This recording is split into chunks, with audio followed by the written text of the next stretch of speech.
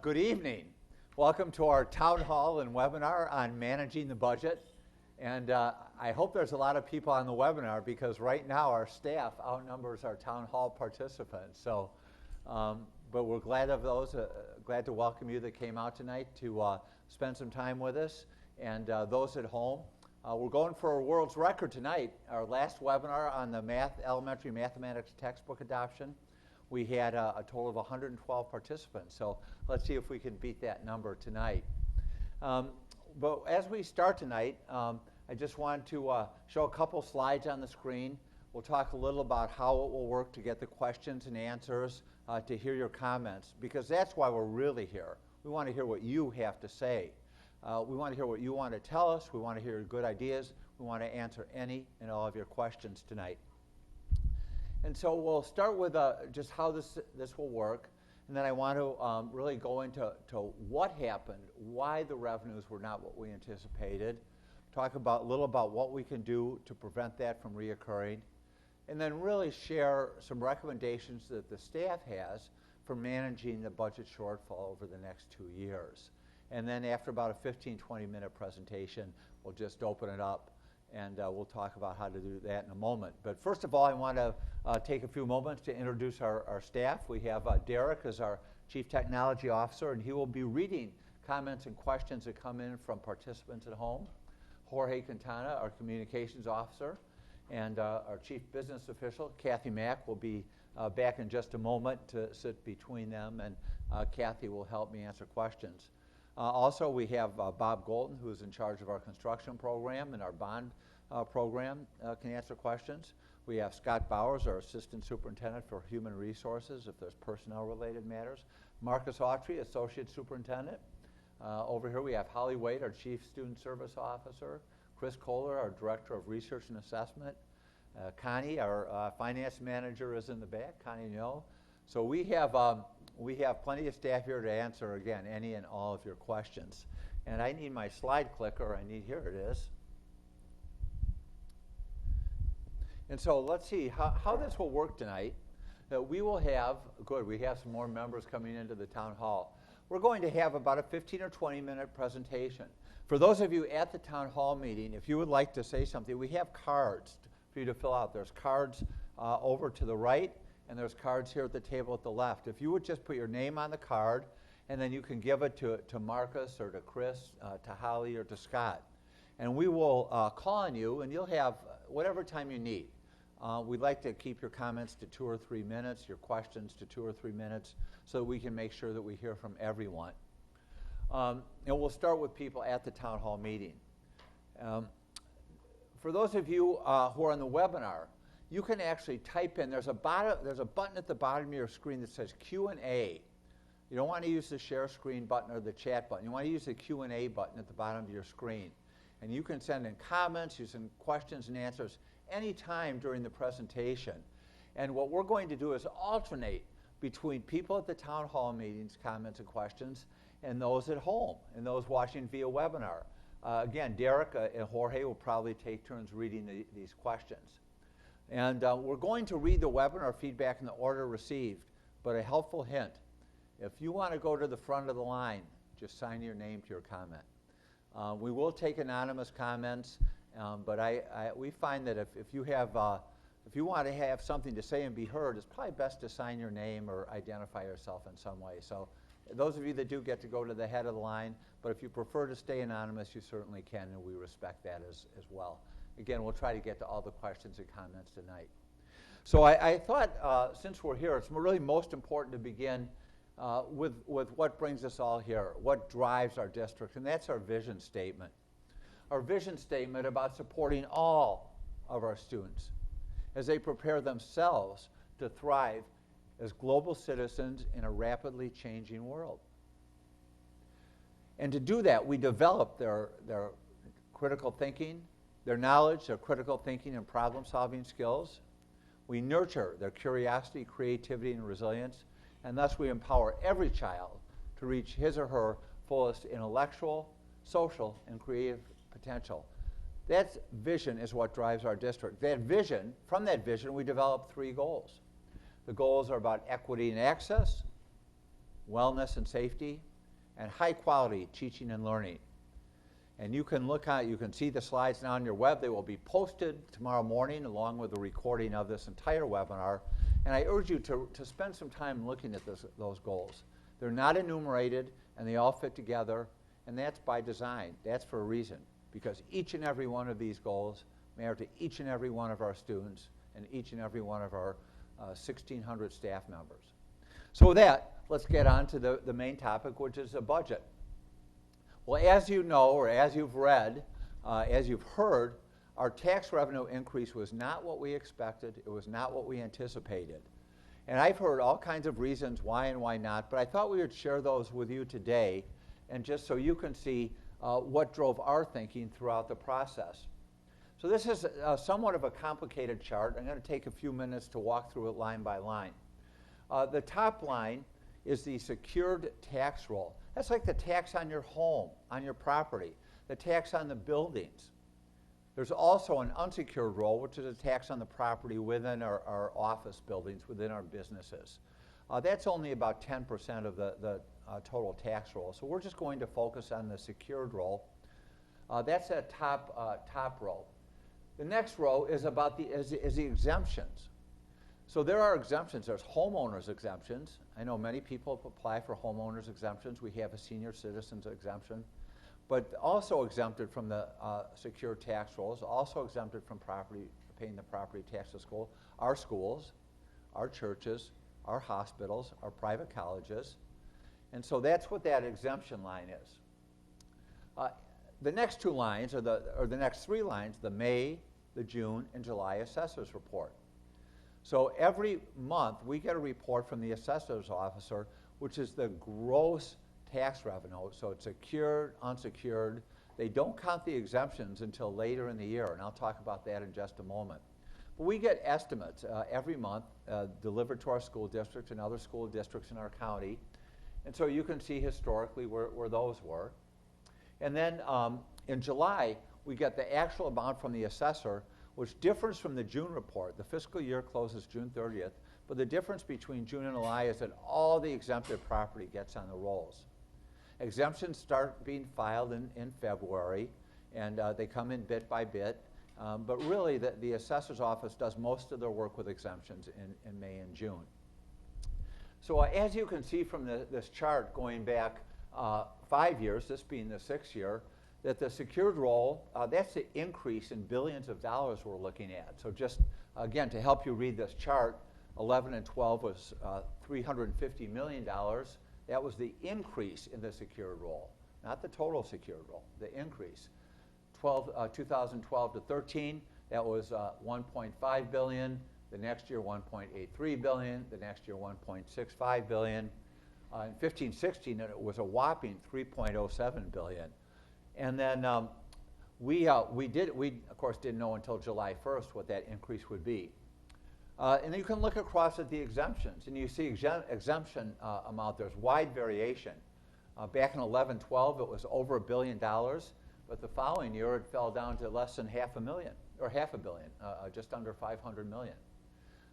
In 15 and 16, there's an enormous exemption, $1.43 billion. A large part of that was due to construction of the Stanford Hospital and more work over on the campus of Stanford University, all of which is exempt. The next two lines are the May report from the assessor and the June report from the assessor. And you can see a pattern here. You can see an increase from May to June every year. And that's kind of standard because more taxes come on the rolls, the gross taxes come on the rolls. And so the assessor's estimates increase. So that makes perfect sense. And you can see that every year between May and June, there's an increase. And then the actual number comes in July. And so you can see in July, back in 11 and 12, there was actually a decrease of 2.79 percentage points. In 12-13, it was about even. But for the last 3 years, there was this big increase between June and July. 1.64 percentage points, 1.27 percentage points, and 15-16, 2.82 percentage points. So we actually projected that our July report would be really close to 8.62%. I think, Kathy, we were at 8.67% is what we projected. given the last 3 years. Well, it wasn't. And so people say, well, you should have known that there'd be big exemptions. We knew there would be exemptions. And so I filled in these top two right-hand cells of the chart. And I think this is really interesting because even if we did know the secured increase, you see it's $1.78 billion, which is in line with pretty much everything from 12-13 on. And the exemption increase of $1.09 billion. We had, again, remember, we had $1.4 billion last year, $1.09 billion this year. Even if we had known that, frankly, I would have been very challenged to say that the July report would come in around 5.3%. You know, we probably would have estimated, not probably, I'm sure we would have estimated lower than 8.67%. But we were surprised to see that it came in at 5.34%. So it's down 3.28 percentage increases. So our tax increase is less than expected. We expected 5.34%. We expected 8.67%. It came in at 5.34%. So we still have a tax increase, but it is certainly less than we had anticipated. And so we're going to take steps to make sure that that does not happen again. And I think there's some things we could have done. So no one's blaming at Stanford, no one's blaming the assessor, and I'm certainly not one to blame our business manager. This is just all these unanticipated events. But I think we probably could have done some things differently, and we're going to do just that. We've already met with the Stanford group, the real estate group, who actually files, the individual who literally files the exemptions. We spent a good deal of time with her. We now have all the parcel numbers for these big parcels at Stanford, and we're meeting with Stanford representatives quarterly. So now we'll know the date those exemptions are filed, and we can track them through the system. Also, knowing that the assessor determines exemptions through, most of the exemptions through May and June, we can actually talk to the assessor weekly. I want to emphasize the assessor's office has been very helpful. David, the deputy assessor, spent a lot of time on the phone with me. He's actually reviewed reports I've given to the board for accuracy. And so I think if we really talk with them once a week, maybe more often in May and June, we'll have a much better idea of where the exemptions are going to be and a closer estimate of where the tax increase are done. So, right, we didn't anticipate it. I think you saw from those tables that would have been really hard to do, but we could have done some things better, and we'll do them better next time. But now, what are we going to do? Because our total shortfall is $4.2 million. In fact, the current property tax growth estimate is less than the assessor's July number. It's at 4.6%. So that leaves a shortfall of about $4.2 million. Now, every year we know that what the controller gives us in September increases month by month throughout the year. Last year it increased well over a percentage point. This year it may increase 0.2 of a percentage point. And Kathy can go in, Ms. Mack can go into the technical details of why the controller holds back money. And, but we'll see an increase, a slight increase probably during the year, but we are planning for the worst case. And so what we're going to do is resolve this budget shortfall through a 2-year time period. And this is our recommendations to the Board of Education. We'll get into specifics in a moment. And what we're going to do is have a series of budget adjustments that include cutbacks, reallocation, and new revenues. So the 2016-17 budget is scheduled for board approval the last meeting in September, September 27th. And this is always when we traditionally approve the budget for the current year. So this is not a change in process because of the shortfall. This is just the way we've always done business here. That being said, there can still be, cutbacks can still be made, adjustments can still be made throughout the year. So, but the formal approval is the last board meeting in September. We are making those recommendations to the Board of Education at our meeting on Tuesday, September 13th. We do have available reserves, and we'll talk about that as we get to the end of the presentation, but we are not recommending we tap into the reserves. Reserves are for a rainy day.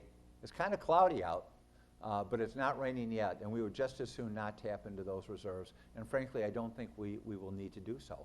And let's talk about then exactly what we are going to do to manage this budget shortfall. So for this year alone, we are recommending adjustments of $4.2 million. Now I want to emphasize, if you look at that first line, I'm not one for reading slides, but I'm going to read this because I'm darn proud of it. We are maintaining our current and our future commitment to keeping class sizes at all of our schools small. We want to keep them below contractual requirements. We want to reduce the largest classes at our middle schools and high schools. And I'll show you in a moment how we've done for this year. But let's talk about the adjustments that we need to make. First, we are not hiring 5.2 certificated positions for which we had budgeted. We estimate certificated positions 120, 125,000 for each position. Why aren't we hiring these positions? Well, first of all, our elementary enrollment is down so far below our demographers' most conservative projections that we actually plan to have 3 more elementary teachers, or 3 more teachers in our elementary schools than we actually need. So we had budgeted about $375,000 for those teachers. They're on the budget. We're not going to need to hire them because our enrollment has declined so much. We also have 2 part-time mathematics positions and instructional coach positions, and we just couldn't find qualified teachers for those positions right now. So we're not going to be hiring for those positions. We also are going to, next item, we're going to reinstate the practice of using the Strong Schools bond money for the technology refresh. That's $1.2 million. We had originally planned to do this from the general fund, frankly, because we had the money to do it. But it is not only legal, it is actually in the verbiage of the bond fund that funds can be used for technology refresh. And Mr. Golden will be glad to answer specific questions about that later on in the meeting. We are not hiring district personnel for which we had budgeted. We had budgeted for more help in the HR office, the transportation office, the business office. We're not hiring any of those people. We are going to have operational cutbacks of more than $300,000. We are working with a pro bono consultant who is bringing in some assistance to help us with our procurement process, to find ways to cut our operational budget. And I guarantee we can certainly do more than $300,000 in annual savings. We are going to use our 2015-16 surplus instead of adding it to the reserves. And you'll see why in a few moments when we get to the slide on what we have for reserves. So we actually do a terrific job of managing our money year after year. I think we've had a clean audit 6 years in a row, or 6 out of the last 7? 5 out of the last 6. We have not had an audit finding. We've gotten awards for our budget book. We know how to manage our money, and we ended 15-16 with a healthy surplus. And so we're going to use that to fund some of our programs this year, because we don't want to lay off staff. We don't want to impact the classroom. We don't want your students to feel the impact of any of this budget shortfall. And finally, we're going to reallocate funding for some salaries and textbook purchases. Let me just talk about keeping classes small for a moment. I'm so proud of this. Our elementary class sizes are about the same, maybe a little less. But where we really needed to make a difference was at the middle school and the high school. In middle school, we have 544 sections of our core classes: English, mathematics, science, social studies, and world languages. That's at all 3 elementary schools. Of those 544 sections, 11 have more than 30 students. And about half of those are in our world language classes.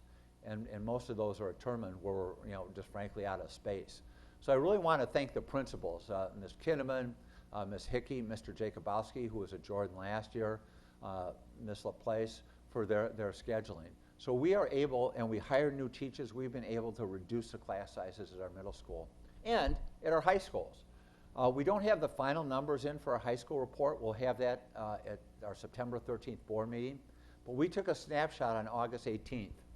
Of the 714 core classes, we have 44 with class sizes more than 32 students. And we have 122, at least on August 18th, we had 122 with less than 24 students. And our average class size is down in the high school and the middle school. So we are maintaining this commitment despite the budget shortfall. We are not taking teachers out of the classrooms. We're keeping our class sizes small, and we're going to make adjustments that do not impact teaching and learning, equity and access, wellness and safety, our three goals. So what about the future budget projections? Our future budget projections range from 25 to 40% below city tax revenue increase projections. So looking at the city's projections, we call this scenario A. And they're about 5% for the next 3 to 5 years.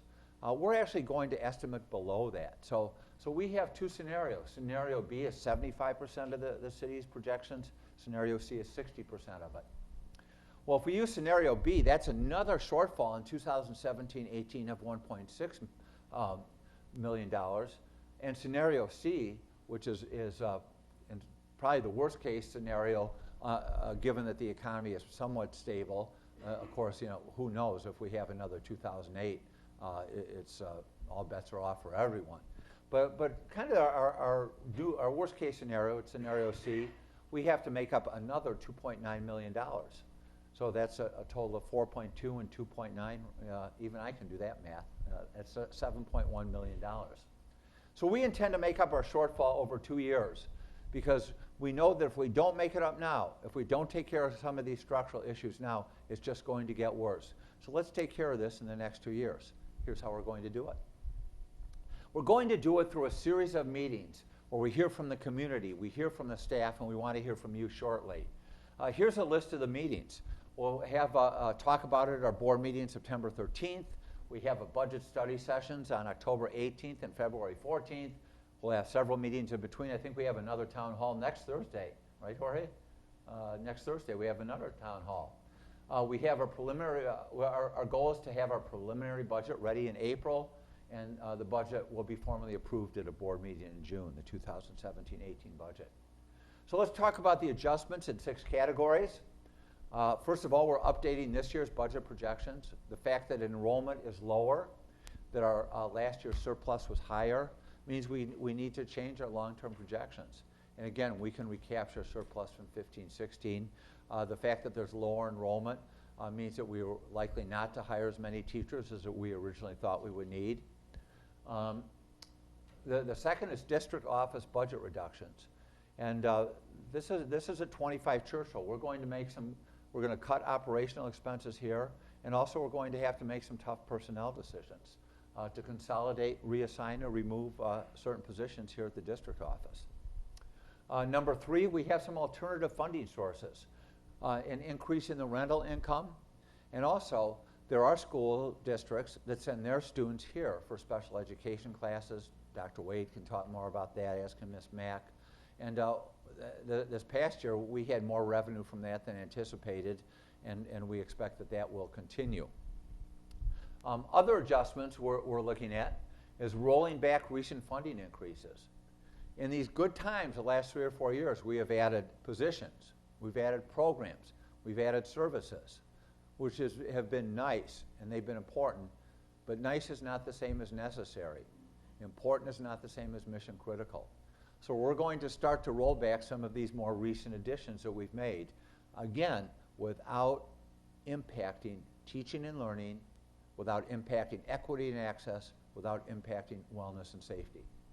So we're going to roll back some of these. One example is the per pupil amount per school. So each school receives has received over the course of the last few years somewhere between $75 and a high water mark of $105 per pupil, which is where we were this last year. We'll probably roll that back some. And we also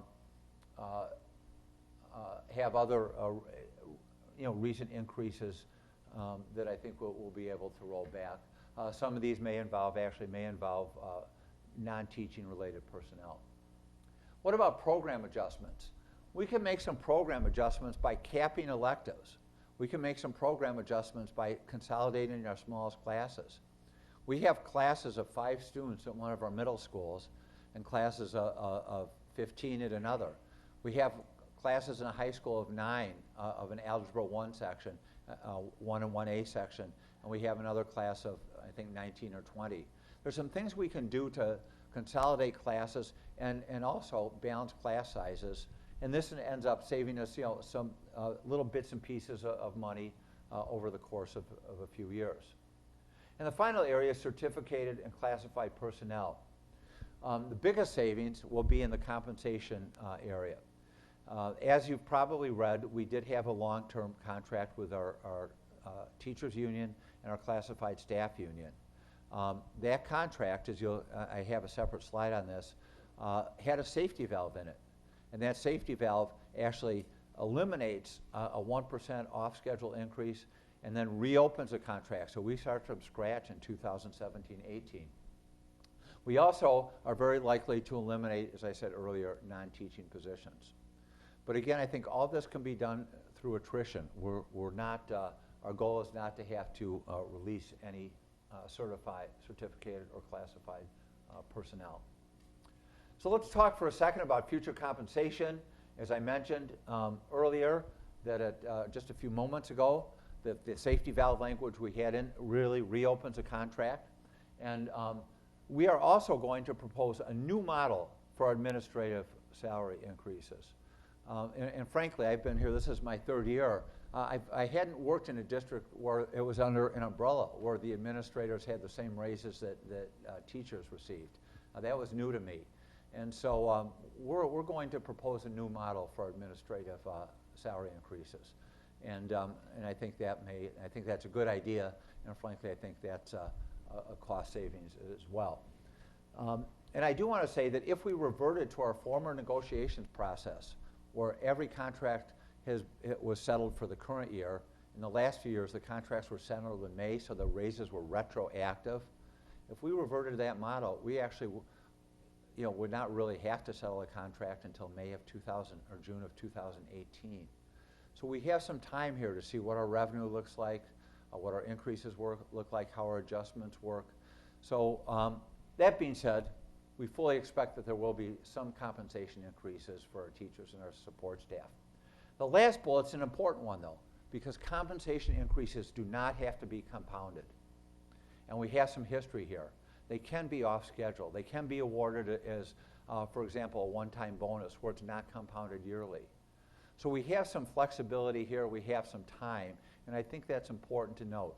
And again, we have the 6 areas in which we can make budget adjustments, and we intend to get to work on that. In fact, we are already hard at work on that right now. Well, I need to close out here pretty quickly. Let's talk about our reserves. Again, our goal is not to tap into reserves. It's a cloudy day, not a rainy day. But I think you need to know what we have in our reserves. We have $53.6 million in reserves in a combination of general and basic aid reserves. The state statute requires we have 3%. Our district policy requires we have 10%. On top of those, we have another 15% in various reserves, a new school fund reserve. We have a professional development fund. We have a school carryover fund. And Ms. Mack can answer more questions about that as we go forward. So we're, in closing then, we're guided by these principles to maintain academic excellence. These principles were approved by the board in 2009. They are word for word as approved. Transparency and openness about our challenge, which is why we're having this meeting tonight, why we're having another one September 15th, why we're having a series of them. We want to have staffing levels that sustain the program quality as we grow, and avoiding layoffs is a high priority. But my favorite is the optimism to solve problems, because this is what we need. We need to know that we can do this. We need to take a long view. We need to act now, but we also need to be thoughtful about how we act in the future. And so I have no doubt that we can get out of this budget shortfall, and we can do it without impacting teaching and learning. In fact, that we could probably continue to grow some of our high-quality new programs, and certainly continue to provide the extraordinary education that we do to empower each and every student to achieve his or her fullest intellectual, social, and creative potential. So enough talk. Thank you for being so patient. That went longer than 20 minutes. As my wife, who may be on listening at home right now, can tell you, being short-winded is not one of my traits. So let me just close then. It is important to make budget adjustments now, to make them now, immediately and also over the course of the next few months. So it's important to take action now. It's important to take thoughtful action over the course of the next few months and to be inclusive. And so we want to hear from you. We are eager to hear your questions, your comments, and especially your ideas. And we're going to start here with anybody who's here at the town hall meeting. And Derek, let me do a check. How many folks do we have online? Sure, we have 30 viewers online.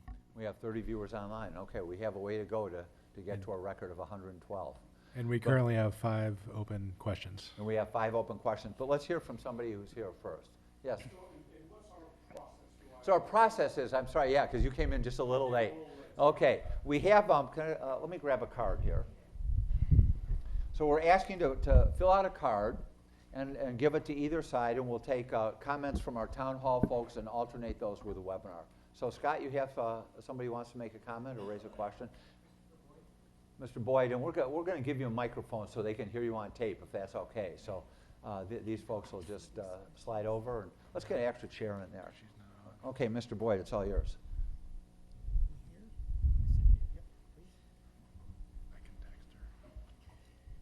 Thank you, sir.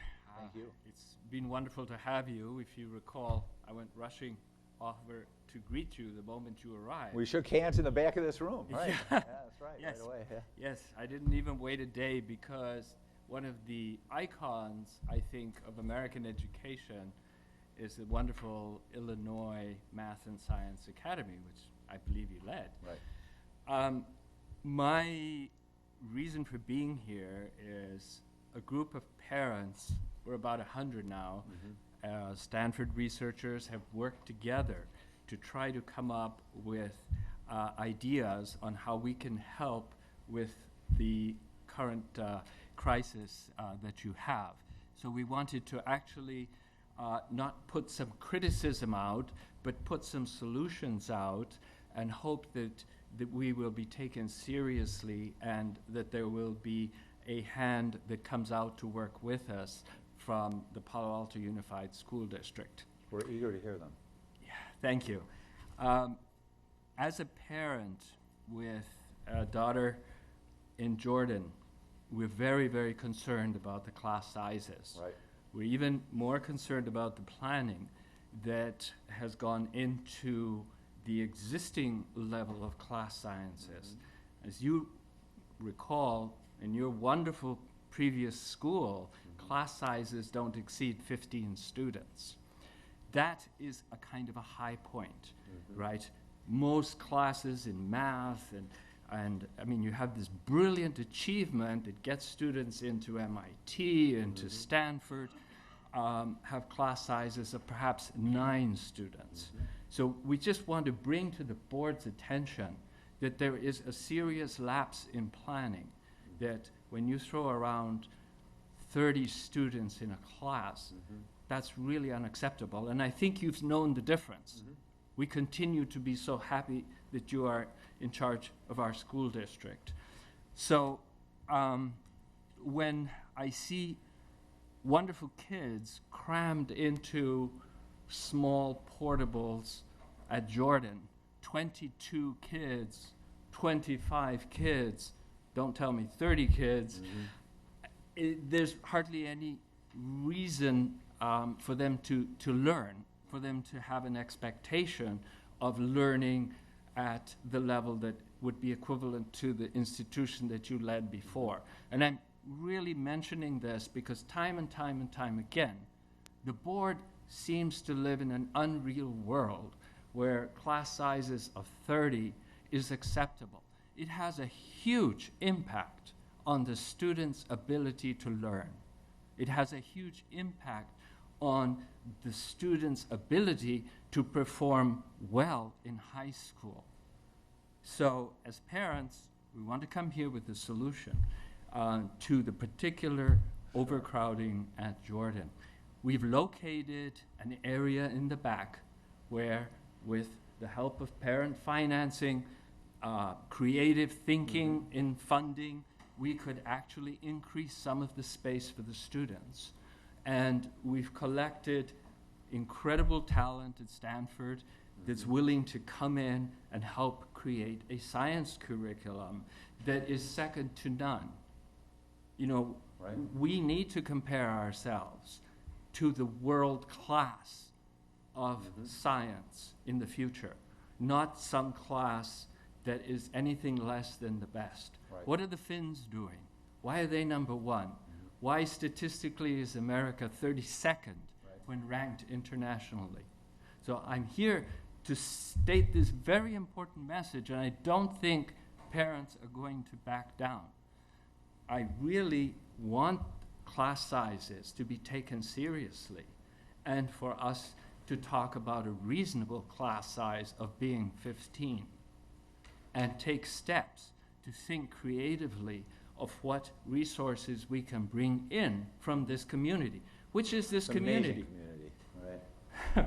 From here to San Jose is the 32nd largest economy in the world. It is the powerhouse of innovation and technology. Can the board tell me that there isn't a fantastic solution here for the kids in the Palo Alto Unified School District? I know there is, with the humble effort of parents, just to educate ourselves and our children on what can be done. We've put together a plan. So what we want to do is outline this plan in writing to you, and perhaps in 2 weeks hope to get it effected. I would love to see it, and I know the board members would as well. We have a budget workshop the morning of October 18th, so that would be a great opportunity. And if we can get it ahead of time, Yes. to share it. Yeah, We will really, submit thanks, it to you Mr. ahead Boyd. of time Yeah. and hope to work with you. We Yeah. believe in the work that everybody's doing here, but class sizes must reduce to 15. Right. Instruction must be much higher than it is at this level, and we want to measure the performance of the board, especially on world-class standards. Yeah. I want to see computer science So taught, we're going to hear robotics. from the father of a world-class student here in a few moments. So thank you very much, Mr. Yes, Boyd. sir. And let's take something from the webinar. Sure. So we'll go to our first named question from Katie Shade. The comment and question is, first, thank you for the overview. We need the explanation. And the question is, I cannot understand with the surplus why any class size would be over. I would think that during a surplus, the size would be at the goal or smaller in the unique classes offered. Your comment is about how we understand we now have a shortfall. We just found that out after the class sizes were defined. So the question is in general about class sizes and the shortfall. Right. So we have some contractual class size requirements. I think it's, and I'm going to turn to Dr. Bowers for. Well, he will be back, I guess. He's our HR director for the exact numbers in the contract. But it's something to the effect of 28 and a half is the average class size at the high school. And one of the problems that we had, that's what we had just been doing, reporting average class sizes. And I don't think we've been paying close enough attention to our largest classes and our smallest classes and the imbalance between these. So last spring, Mr. Autry and I think Mr. Moore worked with our data and with Mr. Kohler to really put together a much more comprehensive overview that shows our largest classes for each class taught, for each section taught, for each subject area, for each grade level. Our largest class, our smallest class, our average class size. And so we are actually, this board report is, this is part of our September 13th board meeting. So this year's data will be in that board report, and it's open for everyone to see. That will be posted on the web on Friday, and we are eager to have all of you take a look at that and share some ideas with us.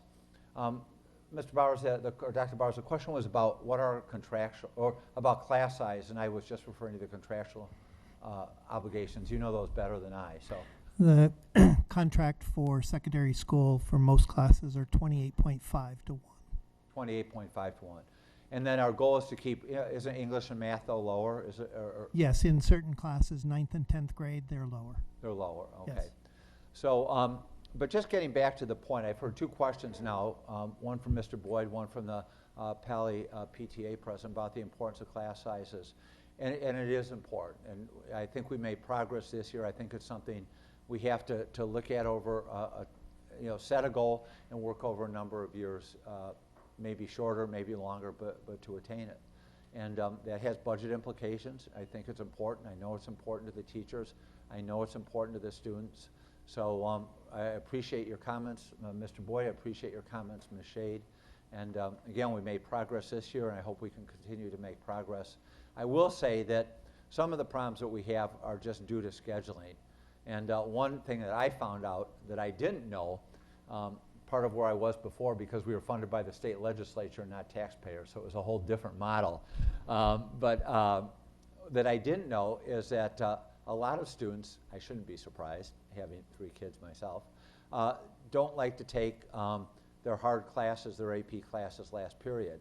And so what we have is we have actually some AP classes, that's advanced placement classes, of 32, 33 students earlier in the day, and classes of closer to 23, 20 at the end of the day. So maybe there's some things we can do with scheduling as well. But in all seriousness, I think your points are good, and I think we do need to continue to make progress, not just average class size, but really rolling back the number of some of these larger classes. We have a comment over here. Max, Mr. John Foster would like to address the panel. Okay. And while Mr. Foster's coming up, I want to share that his son was a member of our mathematics modeling team that 2 years in a row won the outstanding recognition as the best mathematical modeling team in the world. So we're sorry to see Eric graduate, but I hope he's doing well. And we do have some certainly world-class students here, and I don't use that term lightly. Saying that, I'm pleased to say that he's 2 weeks into college and his 13 years at PAUSD are doing well, and he's enjoying himself. So thank you for saying that. Great. So first of all, thank you for this presentation tonight and all the work you've done. Ms. Mack, I know you've been working hard on this, and this is important. And I very much, as a member of the community, again, my name is John Foster. I'm Uvanek Jordan Pally parent over the years, just Pally now. So I'm going to ask a series of questions just to make sure I understand if there has been conversation in the community about this budget, both not the budget deficit, how it came to be, and what we're doing right. So my understanding is that basically every year we rely on figures from the assessor, and every year they vary from May to June to July, and this year was no different. Except this year the decrease, every year it goes up or it goes down. This year it went down, and it went down more than it has in the past. Right. And so to some extent, you're gracious in saying you can check more often and so on and so forth, but ultimately it doesn't matter because it's going to be what it's going to be. There's nothing we can do about it. Is that correct? Mr. Foster, can I ask you to use the other microphone here? The other microphone you can indeed. Thanks. Oh, am I on now? Yep. All right, I'm on. Okay, so what we're saying is that every year the assessor gives us the numbers. It will go up, it will go down. This year it went down. That's a bummer, but it is what it is. Mm-hmm. We end up with a $3.4 million deficit based on that 5.3% number. Okay, our total budget, if I understand correctly, about $230 million, something That's like correct. that? I'm going to look over at Ms. Max. You may want to grab a mic. Okay. Right.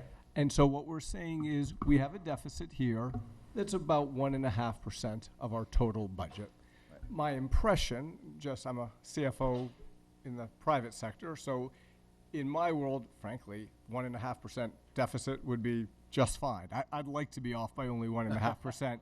But for you, how big is a 1.5%? It doesn't strike me as that big. Is it a big deal or not that big a deal? It's important. And again, I think earlier on I said it's not a rainy day, but it's cloudy. Okay. So in other words, it requires attention, but it is not time to panic. Right, and it is not, it's not time to cut teaching personnel either. Got it.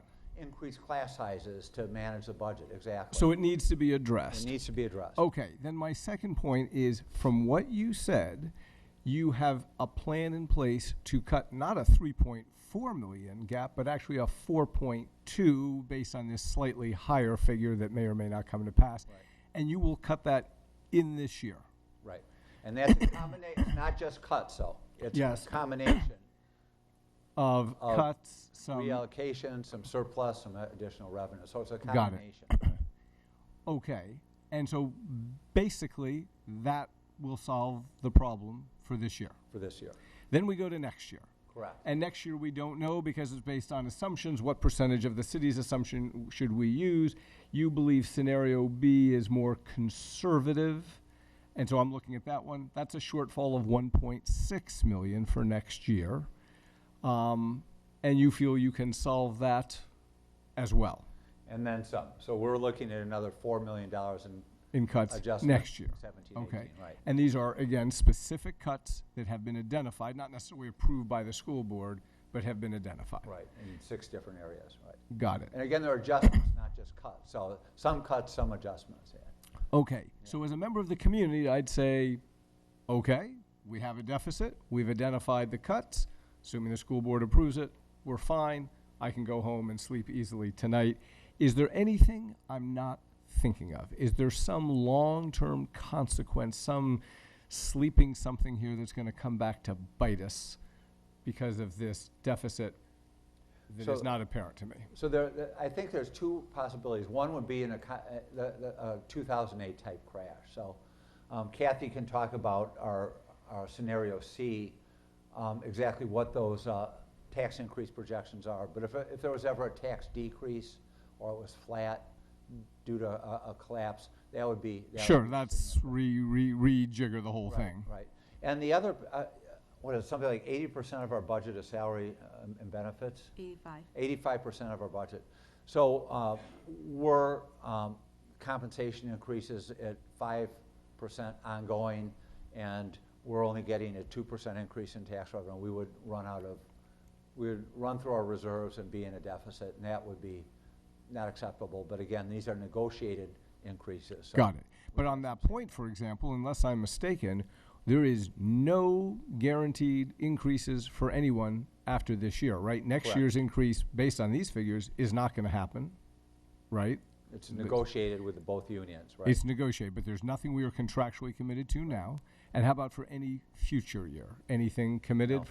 So nothing is committed. We are not locked into a 5% increase. Right. Did Okay. you want to add any further answers to that question about kind of worst case? So I want to separate out the budget shortfall that we're facing this year. So based on the controller's estimate, we know this year we'll start with a 4.6% growth, and then we're optimistic that that percentage would grow towards the end of the year.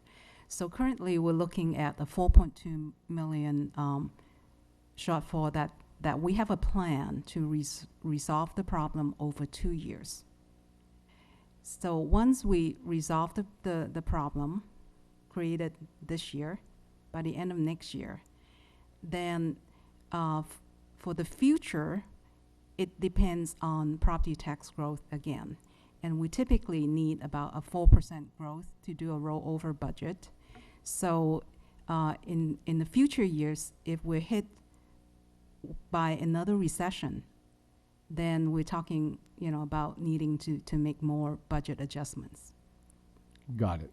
And then just to clarify one thing, you said 4.2 million, you're going to solve this problem over 2 years. But there's a 4.2 million problem this year. Does that mean you need to draw on some reserves for this year? Right, so Well, we're not going to draw on reserves. So we don't need to dip into the reserve because we have surplus from last year. So that that's we can draw on. one-time That's one money time, right. that balances the budget this year, and then by next year, you're fine. Right, Okay. right. And we also have reserved out 1.5 million from last year's budget that would help solve the problem this year. It's part of the 4.2 million solution this year. That is also one-time funds. So that's why we need to find new ongoing sources for those 2 items next year. 17, 18, right. All right. So my takeaway is this shortfall this year will be solved over a 2-year time frame. The surplus from last year helps for this year. And that beyond the 2-year time frame, this is really not going to have an impact. Of course, there could be a recession and so on and so forth, in which case we have other issues to deal with, but not this. Right. So that's my takeaway. Okay, that's great to know and certainly reassures me. So thanks very much. Good, thank you. And again, so much depends on the negotiated and increases, and we've already met with both union presidents to walk through this problem, to talk about the issues, and I think they are as committed as we are to resolving it and keeping our class sizes manageable and our education system strong. And we're back to the webinar participant. Sure, we have another question from Mrs. Katie Shade. And the question is, thank you for articulating cuts for adjustments. Is this something you wish PI and PTSA donations to make up? No, it's not. We rely on our PI donations in their annual budget. Ms. Emberling, our board president, has met with the PI board. I'm meeting with them, I think Monday, September 19th. I met with the local PI representatives, and we just need them to keep doing what they're doing. So we're not asking them to do anything more. PI provides funding for staffing, everything from art and music to counselors to instructional aides. So we obviously support PI, but we're not asking them to make up the shortfall. We're just asking them, again, to continue what they're doing, and we appreciate their support in so many different ways. And certainly we're not asking the PTA to make up any of the shortfall. We don't look at, I know the PTAs provide great services for the school. Some provide more funding than others, and I don't know what we would do without PTA support, but certainly we are not asking the PTA to make any changes to increase fundraising and just keep doing what you're doing. I met with the PTAC, the PTA council this morning, and that's just a common message. And I think one of the things after meeting with both the PI leaders and the PTA leaders, and I think they will share with you, and I hope those of you that know them, talk to them yourselves, that they have confidence that this plan, this 2-year plan that we are recommending, we know it'll be tweaked, we know we'll get ideas from the board, the community, but this 2-year plan is basically sound and will help resolve this shortfall. And they are as optimistic and realistic as we are. They know we need to do something now, and they also know that we need to be thoughtful as we look ahead to next year. So no, we are not at Mashade. We're not asking the PI or PTA to make up any of the shortfall. And we have another card, I think, don't we? Or not? We are down to 1, 2, 3 audience members. So I have another card for Mr. Boyd. Oh, you covered that. Great. Okay, let's go Sure. back to the webinar then. Sure. So the next question is, how does the less than hold on one second here. How does the less than expected enrollment affect the future? So how does it affect the future? Correct. How does the less than expected enrollment affect the future? So we have already, every time we present a budget, we have long-term projections. We go out, I think, 5 years, right, Ms. Mack? Yes. And so we, based on the information we get from Decision Insight, those are our demographers, they give us a report every November or December. And based on those projections, we estimate how many new teachers we'll need to keep class sizes within our contractual limits. And so as enrollment declines, we adjust this over time. But so what happened this year, for example, the recommendation or the forecast from Decision Insight from our demographers actually called for some decrease at our elementary level and an increase at the middle school and the high school levels. But the actual decrease in elementary enrollment was so much lower than Decision Insight's most conservative estimates that the budgeted amount for this year, we had budgeted for 3 more elementary teachers. The kids aren't there. So we were able to keep our class sizes at or below where they were last year, and we don't have to hire those 3 elementary teachers. Likewise, though not as steep, our middle school enrollment and our high school enrollment came in below the demographers' projections, not as dramatically as the elementary, but they came in below. So we take into account the projections every year. We build these into our long-term budget forecasts. So as enrollment declines, we need to hire fewer teachers. But with that being said, we know that there's our largest classes now are, what, 7th, 8th, and 9th grade, Ms. Mack? Am I right on that? Or Dr. Wade, 7th, 8th, and 9th are our largest classes? Grade levels are, right. And they are, I think that is the highest around 1,000 students. So the highest class is around 1,000, but our incoming kindergarten is like 740. These are just approximations, but that's pretty darn close. But the actual numbers, again, will be our enrollment report and at the September 13th board meeting. So I think that you can see just over the short period of time between our current 8th grade, which I think is our largest, our 8th or 9th grade, and then just less than a decade later, our kindergarten is down 250 students. And that is the equivalent of, 10 different sections of classes, 10 times 125,000.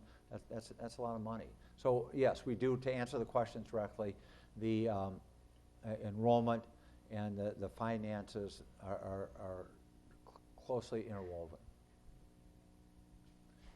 We have no more cards, or no cards yet, so let's take it. Great. So next question is class size a contractual issue or a board policy? This is very confusing for parents. It is very confusing to parents. I know it's a contractual issue, and would you review those numbers for us once more, Dr. Bowers? Sure. I think the mic's not on. Yep. Try the other one. There you go. Article 9 of the collective bargaining agreement with the teachers union specifies the class sizes that are in our collective bargaining agreement. And what's currently in the contract is 22-1 at K1. And we know that that's going to be a little bit lower at kindergarten this year with our full day kindergarten coming in. It's 23-1 at grades 2-3. It's 24-1 at 4-5, 24-1 in 6th grade core classes. It's 24-1 in 7th and 8th grade math and English classes. It's 24-1 in 9th grade math and English classes. It's 26-1 in 10th grade English. And in general classes 6 through 12, it's 28.5-1. That's what's in our contract. And I think our board policy is a more general statement, and perhaps someone can look that up, and then we can read that in a few moments. But what I want to emphasize is these are the average class sizes, and we found that can be misleading. We want to keep, I think Mr. Boyd and Ms. Shade made a good point earlier. We want to keep some of these higher classes down and probably balance class sizes if we can do a better job of that than we're doing now. But our current, you referred to kindergarten, our average class size is 19.6 in kindergarten. We have 15 sections of 20 students or below. So that bodes well. And we'll let me know when there's a policy on the class size to read. But let's go to another webinar while we're waiting for that another webinar question. Sure, a quick one is how much from Prop 30 tax increase? That's a question for Ms. Mack. How much money did we receive from Prop 30 tax increase? 2.4 million annually. 2.4 million. And the Prop 30 money runs out when? 2018. 2018, unless it's renewed, right? Good. No more cards. Let's go to the webinar again. Sure, have another question. And this one is, are you planning to cut special ed programs? No. Are you planning to cut special ed programs? No, we are not planning to cut special education programs or services, and our special education director, Ms. Perry, is here to keep an eye out for each and every one of these students. In fact, we're very proud of how we serve our special education students. In fact, we will be having, and this is written into our board goals work plan, we actually had a program review from Dr. Hare of Harvard University last year of all our special ed programs and services. And that report will be delivered in sometime in October. Dr. Hare is coming out here to meet with the community to deliver the report. And we intend to act on some of those recommendations in that report. We've only seen a couple of slides, so I'm not going to go into details, but I can assure that our commitment is to maintain the strength and quality of our special education programs and services for these students. They certainly need and deserve it, and they have certainly done well because of the services that we do provide. How many participants do we have on the webinar? What's our count? 35. 35, all right. Yes. Any more questions? Yep, so we have 6 open questions. So next question, is by eliminating additional elementary school teachers as part of closing the shortfall, are we sending the message that additional teachers cannot help improve the learning environment unless there is enrollment growth? Is there a budget proposal that shows the plan for adding the requested teachers? I think the FTE estimates were cut down from the initial requests. Please clarify. Sure. So, yeah, we are not adding those 3 teachers because, again, we have our small classes. We have small classes already, and we're within our contractual limits, I think, and then some with our elementary schools. So the staff is not recommending that we add those, and we don't have a budget proposal to add them back. That being said, if there's a bump in enrollment next year, if we have a large incoming kindergarten, for example, if we find that people are flocking to first grade from private kindergartens or from private daycares and our enrollment goes up, we will certainly add teachers. But at this point, we are not projecting adding more. We're not making a proposal to add those elementary teachers back, especially since the year started already. You know, the first opening title slide I was just over at Addison yesterday visiting Addison and just took a shot of the kids at Addison. I mean, they've connected with their teachers and with each other in their classes, so I don't think it would frankly be a wise idea to add elementary teachers at this point. In case you were wondering, the other picture was of the guy playing the guitar. That was not music class, that was calculus. That was AP Calculus. And that was Michael over at Gunn, who's also a musician and wrote a song about calculus limits and functions or something. So we do have a lot of learning, but we have some good times here as well.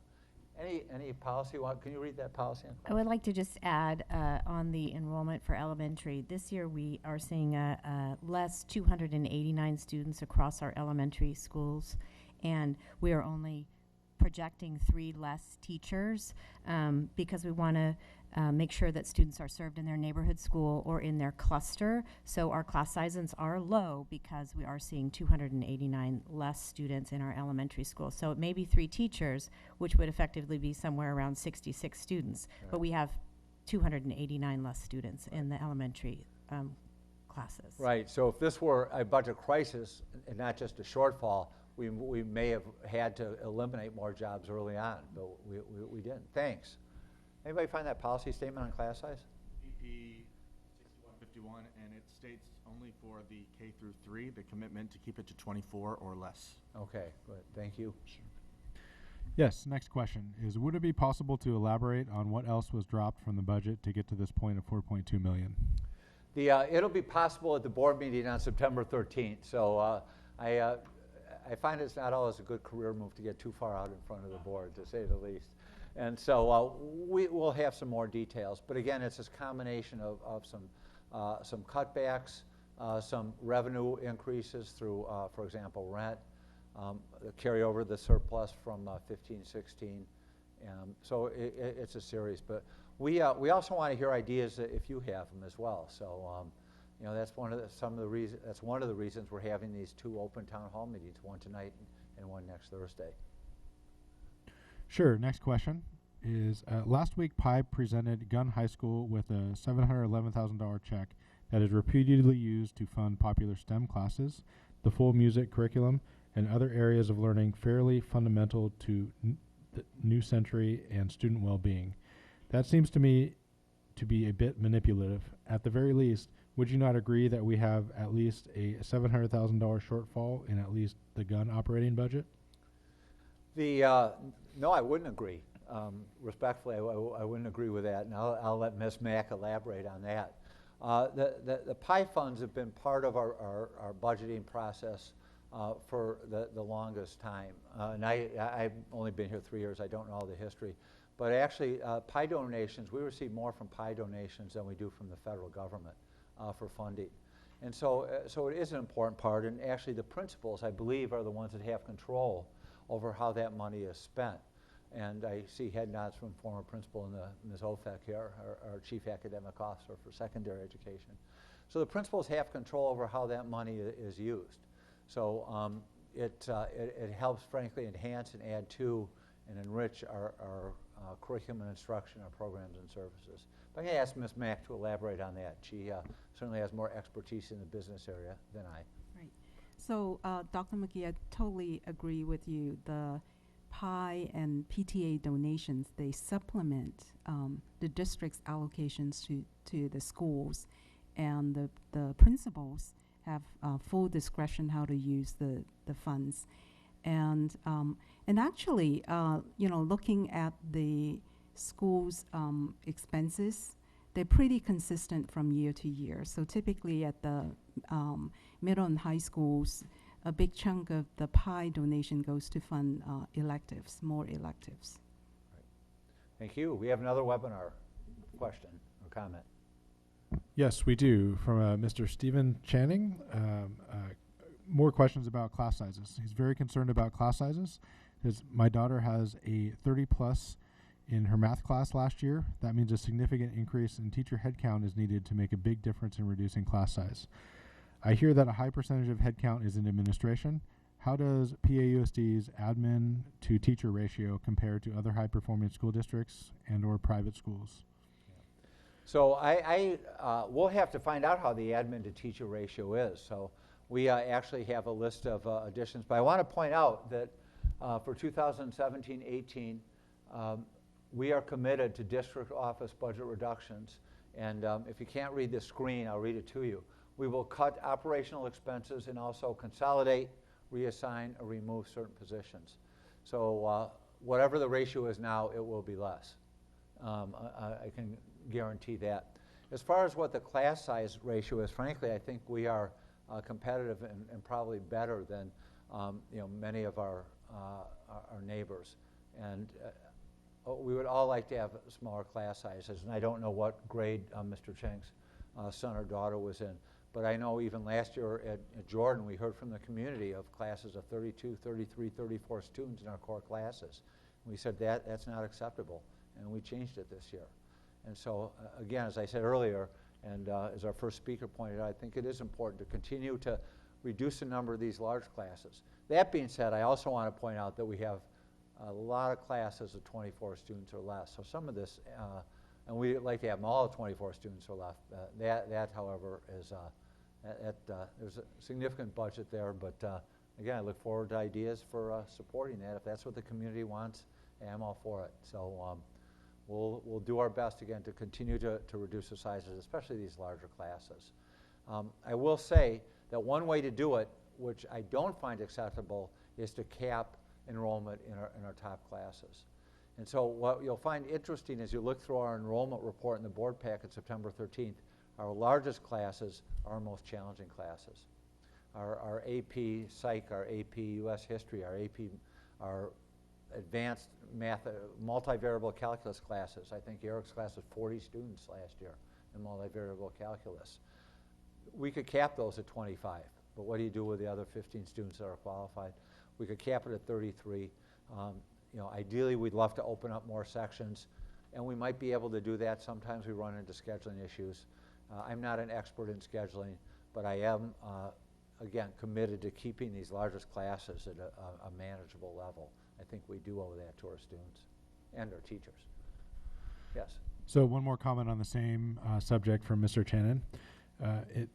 It reads, it sounds to me like there's a disconnect between parent questions and your answers about class sizes. The parents are saying class sizes are too large. We need to change the allocation of budget to hire more teachers and bring the class sizes down. You're responding, we are within our contractual obligations. We are not concerned that PAUSD is in violation of its contract with the teachers union. We are asking to bring class sizes significantly lower than the contractual obligation. So I don't know if I have another answer that beyond what I've said already. So. Okay, so next question is, you mentioned rental increases. Can you elaborate on what rental money we currently get? I'm going to ask Ms. Mack, but I know we run out facilities regularly, and especially at the high schools and the middle school. So that's all yours. Correct. So our school facilities available for rent when they're not being used on weekends and also after school. We update our facility use fee schedule every 2 years, and we just increase our fees by about 10% in July. So we're expecting increase in rental income because of that. Right. Good. Any more cards? So we Let's have go one back more. to the webinar. Just one more? One more Well, we have open plenty of question. time, so, It's would it be possible to look into providing electronic textbooks as an option to students and save money on textbooks? About $8 million per year. Electronic textbooks may be easier to search and take notes, as textbooks cannot be marked to some students. yeah. So that's a great point. Frankly, I think the electronic textbooks or open source materials are what we'll see more and more of in our schools across the country in the future. I actually went to a White House conference on open source textbooks, and we have some of the big publishers, Amazon, Pearson, so many are going to open source materials and electronic materials. We're actually having Discovery Learning come in and give a presentation on their algebra electronic textbook. And I know there's a lot to be said for the regular books where you can just read and mark, but I know just for myself, I've made that switch. I read most of my books now, including Hamilton's biography, on the iPad, because you can take notes. You can go back and find out where you made notes. You can look up the words right there that you don't know. I think there's a great advantage to electronic textbooks. I will tell you, one of the the math textbook series, which we are going to be discussing with the board at our workshop the morning of September 13th, is the Eureka Engage New York Mathematics series. It's all open source. Our teachers explored that. A lot of teachers at Nixon tried that last year. We're looking at using that as supplemental material and not as our basic textbook. But I do think that's a wave of the future. It certainly can save us a significant amount of money, especially, again, I've had Jan and I have had three of our own kids go through high school, and textbooks were expensive back then, but now they're outrageously expensive. So I think that's a great idea. It is a savings, and I know one thing we're doing is looking at using lottery money to help fund textbooks. Correct? Yeah. Okay. Yes, Mr. Collins. All right, we have 1, 2, 3 community members here. So, okay, thank you. Is your mic? Let's make sure we get you on mic there. Okay. Oh, thank there you go. Now it is. So thanks. This has been really informative, and I'm certainly looking forward to seeing the detail right. behind this, because clearly you guys have done a lot of work in the last couple of weeks and made a lot of progress, so that's great. On the class size issue, I mean, it seems like a lot of people are curious about this, so I want to just make sure I have a good understanding of it.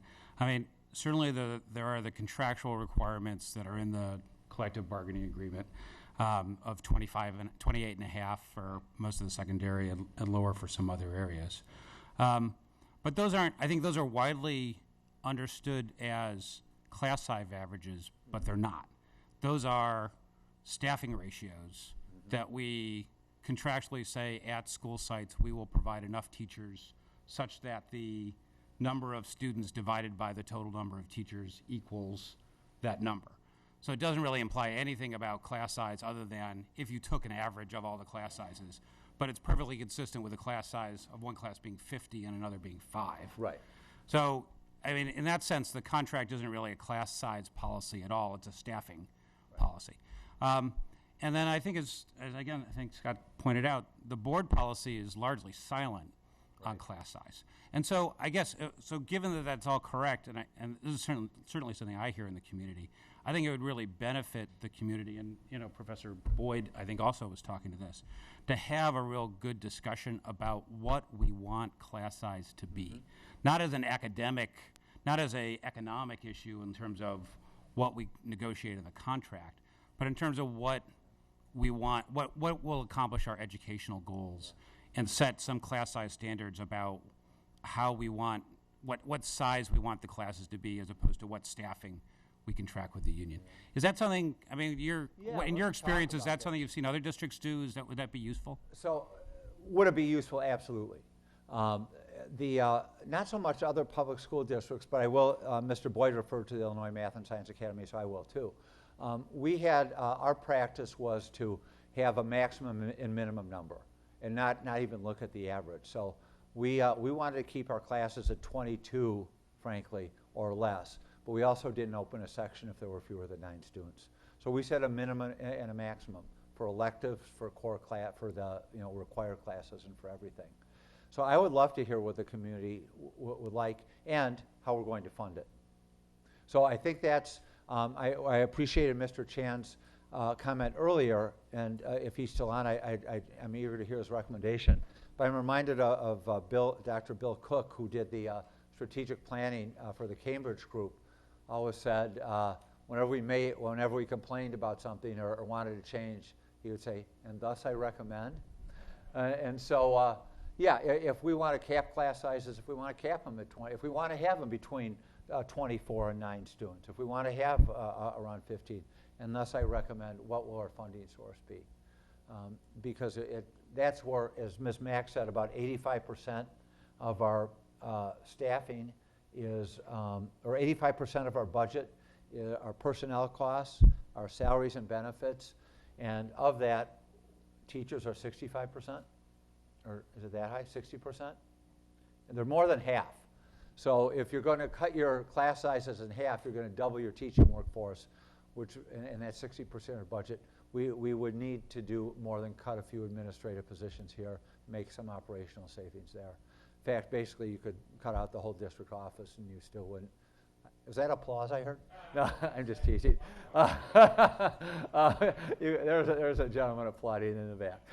You could cut out the whole district office and you still couldn't have class sizes within that small range. So if that's a community's wish, I mean, we're here to serve the community. We are here to serve the community. And to do so, if we make sound decisions and I think look at what we're going to do over the long haul and plan for that, it can be done. For what it's worth, I don't recall in my future ever having, I don't think there's ever been a Yeah. or discussion about that. Right. Yeah. So this is why we are presenting data on September 13th. You will see not just the average class sizes or what Mr. Collins called the staffing ratios. You will also see the smallest class we have for every subject taught. You'll see the largest class we have for every subject taught. And Mr. Autry can tell you pretty much down to the school and exactly how many classes there are of Algebra 2 at Pally, how many gone, what the enrollment is in each. You've done a terrific job with that work. Yeah. And Dr. Wade, anything you want to add on enrollment? I know you have some good numbers for us as well.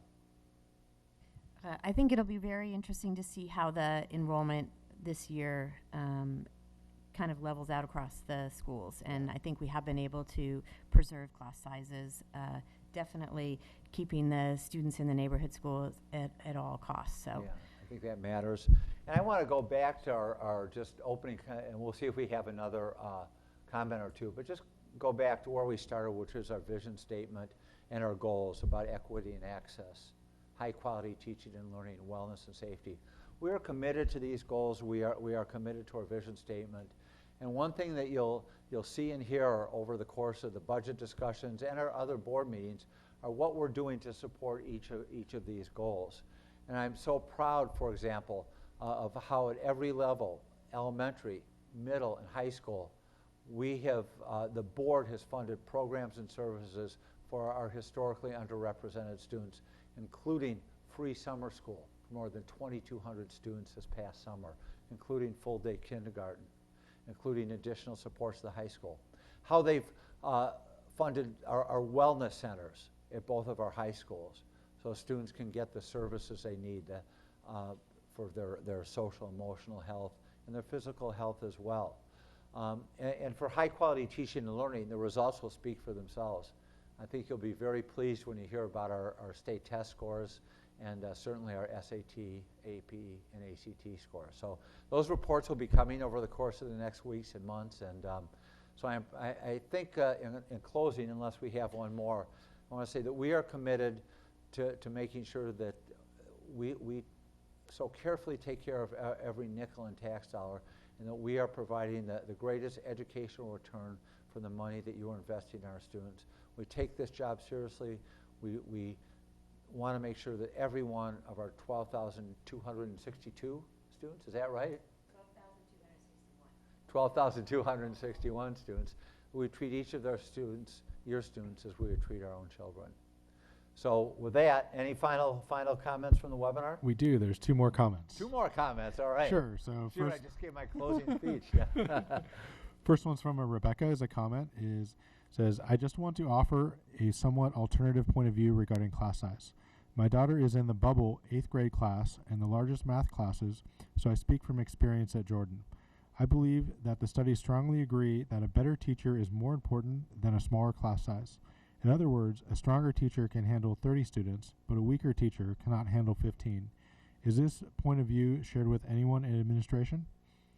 I think we've all talked about that, and actually one of our student board members last year, Emma Cole, who sits right next to me at the board meeting, basically said that same thing. She's, 32, 34, it really doesn't matter to me. What matters is that teacher, and that good teacher makes all the difference. And, I taught 6th grade, I taught middle school, I student taught in high school. Sure, I much preferred to have smaller classes, but when there were classes of 33, I poured my heart and soul into it. I will tell you from the teacher's point of view as well, there are classes of 30 that feel like 20 when all the students gel and everything's working, and I've had a 6th grade class of 20 students that felt like a class of 35. And I was just sharing a story with my wife and my grandson and my kids over the weekend about trying to chase a young man named Kirk around the room as he was doing something he shouldn't have done. He counted, I think, for 5 students himself. But in all seriousness, I think you have a great point. It is a quality of teacher more than the class size. But I always think in terms of both and. I think it's important to have as small class sizes as we can and have the best teaching workforce that we possibly can. And I will say one thing that I'm kind of surprised nobody's mentioned our goal to have a long-term contract. And I know there's been some folks who were opposed to it, some folks that supported it. But I will tell you that it did help us recruit some outstanding teachers this year, and it enabled us to, frankly, attract really high-quality new administrators. And because they were able to see what they would be making this year. So the days of the long-term contracts may be behind us, but at least for this year, it was successful in bringing terrific teachers to the district, bringing probably our most diverse workforce ever as well. So there are some benefits, and I hope that the teachers that we brought will be those very teachers that Rebecca talked about, that their kids will say, these are the best teachers some of the best teachers I've had. Bless you. Thanks.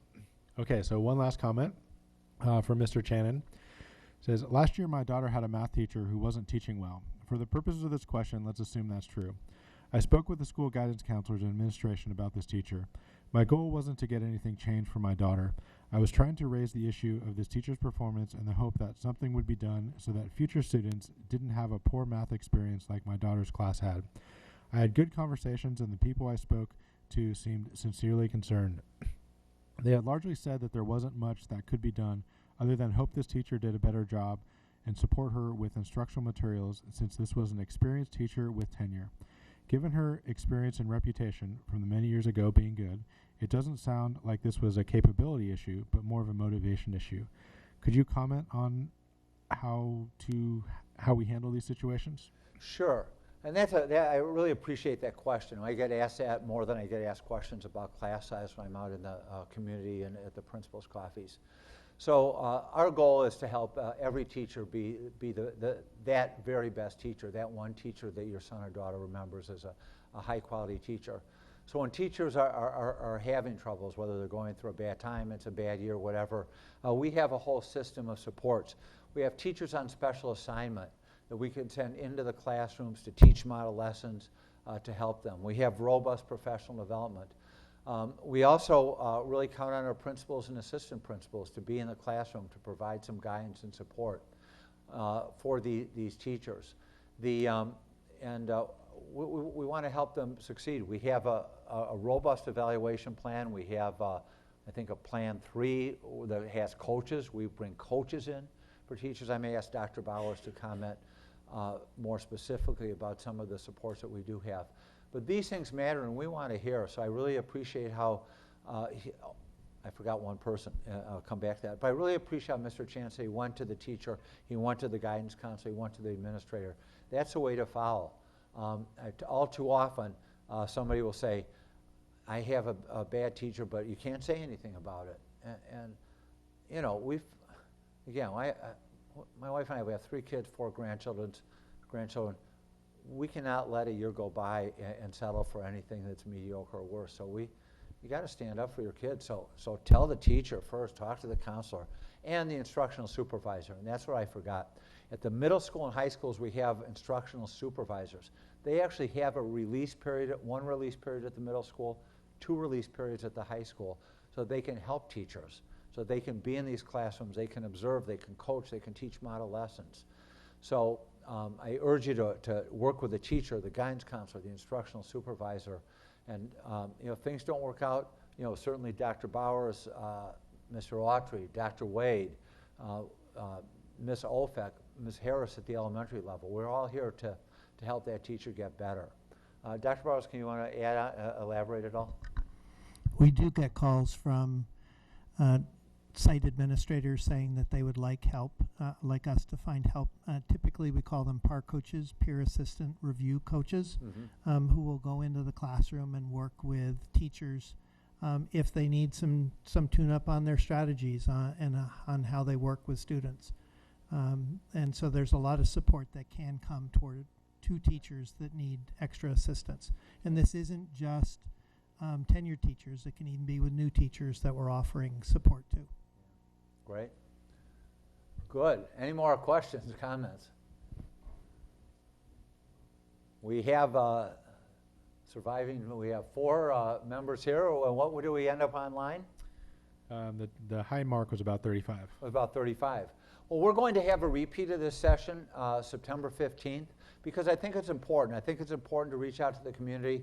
I know there were other events tonight. Ms. Shade from Pally was on the webinar, but it's senior night over at Pally tonight. So I hope that we can have equal or even more participants at our next town hall. And as always, I urge you to come to the board meetings, come to the workshops, give us your ideas.